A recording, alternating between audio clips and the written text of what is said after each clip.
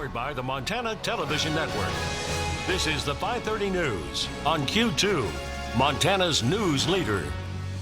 Good evening, everyone. Thanks for joining us on your Friday. I'm Jeanelle Slade. Well, if you've been wondering if you're maybe carrying around COVID-19, you now have a chance to find out. Late this afternoon, Yellowstone County health authorities announced free COVID testing next week at Metro Park, but the time and the tests are limited.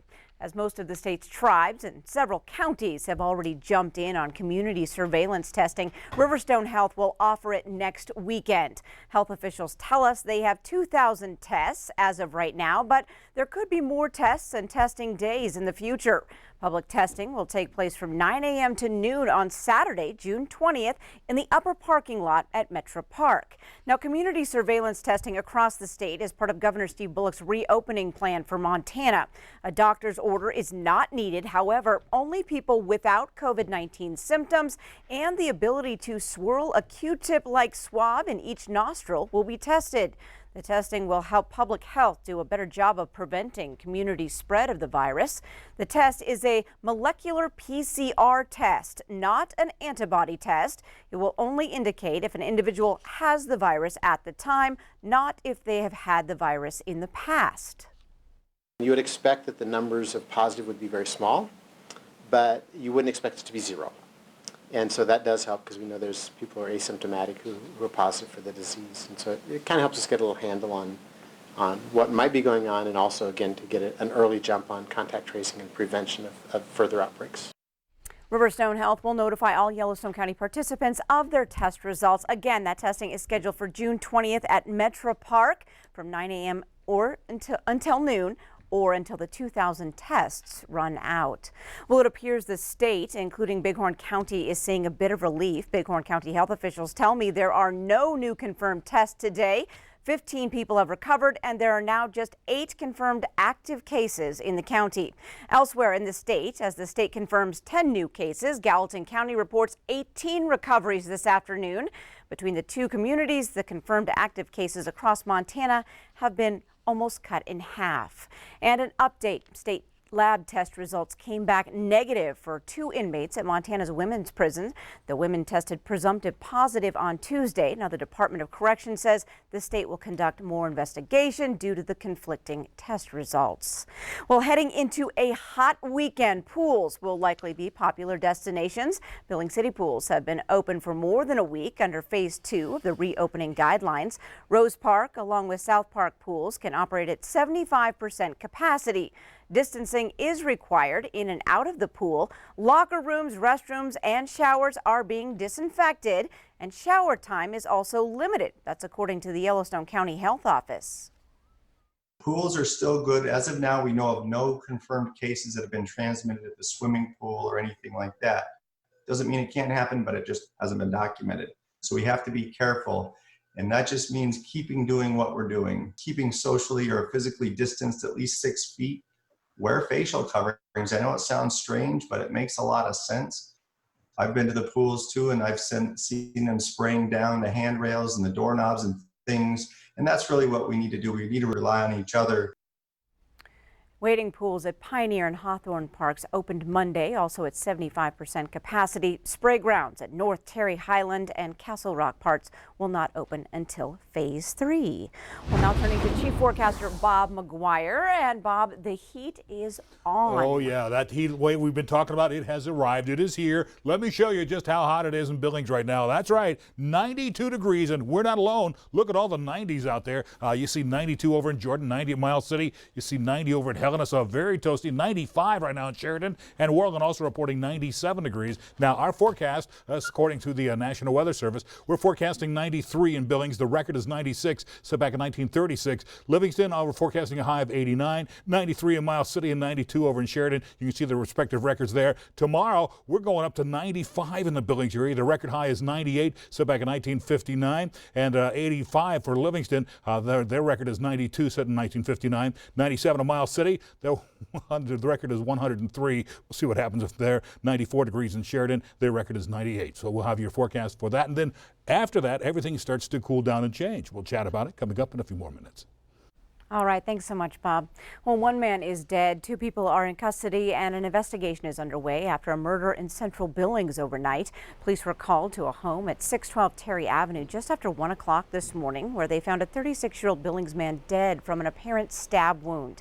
About an hour later, a Yellowstone County Sheriff's deputy pulled over a suspect vehicle in Lockwood and arrested 37-year-old Dustin Rodart and 38-year-old Charlotte Rodart. They were taken into custody on probation violations. At this time, no formal charges have been filed directly related to the homicide. Well, the president of what's become Montana's largest labor union is stepping down after 36 years on the job. Eric Fever, the head of the Montana Federation of Public Employees, has also been a key player on the state political scene and in many issues involving public schools, workers, and public policy. MTN Chief Political Reporter Mike Dennison caught up with Fever on his last day at the office. Eric Fever came to Helena in 1974. And during his first week as a history teacher, a colleague had a message for him. I was sitting at my desk at Helena Junior High. It was like the first or second day of my job as a teacher there. And a guy came in and said, you know, folks around here joined the union, and handed me a membership form. I said, oh, well, I want to do what folks around here do. And so I signed the form. By 1982, he was vice president of the Montana Education Association, and 2 years later became its president. MEA has 6,000 members then. Now, after 2 mergers with other unions, it has a new name and 23,000 members, including teachers and school workers, university faculty, thousands of state workers, and local police and law enforcement, among others. Fever says all during his tenure, he encouraged the union to be politically engaged. We will actively attempt to elect people who will support public schools, public institutions, employees, retirement benefits, fair salaries. He says if workers want better pay and benefits and working conditions, they need to be organized, now more than ever. Yet the former teacher says he's especially proud of what his union did to improve school accreditation and teacher standards in Montana.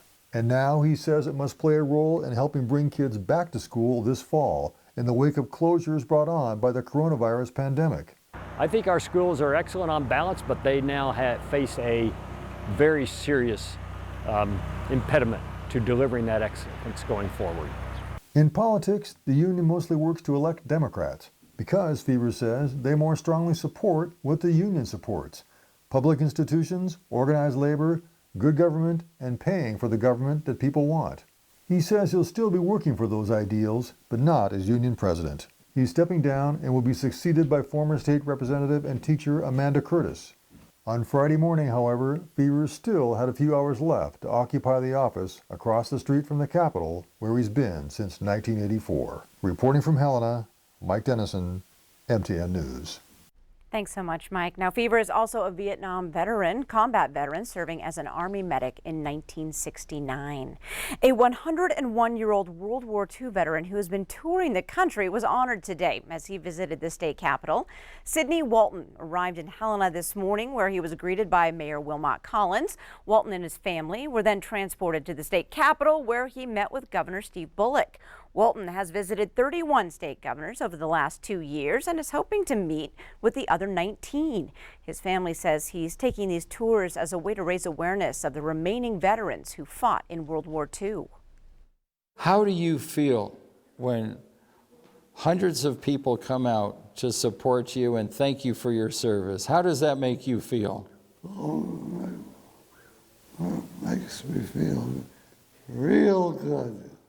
It does, doesn't it? Oh, yes. Now, this isn't Sidney Walton's first time in Montana. He actually lived in the Plentywood area after the war while working for the U.S. Geological Survey. Well, one local business is doing well in spite of trying to open a shop during a pandemic. And the owner says she has the community to thank. Q2's Jenny Fick has the story. Growing up enjoying Grand Bagel, Bonnie Perkins realized a hole had been left after their closure and said somebody should start making bagels. So she decided to be that somebody. In Billings' newest bagel shop, the Sourdough Bagel. United by roller derby. Now, I was very, very fortunate in that I got to be a part of Bonnie's experimentation with the bagels. So she's like, tell me what your favorite flavors are and will you taste these? And tell me who doesn't want to spend the day slinging bagels with 2 of their best friends. The sourdough bagel is filling a large need. We have people thank us all the time for opening.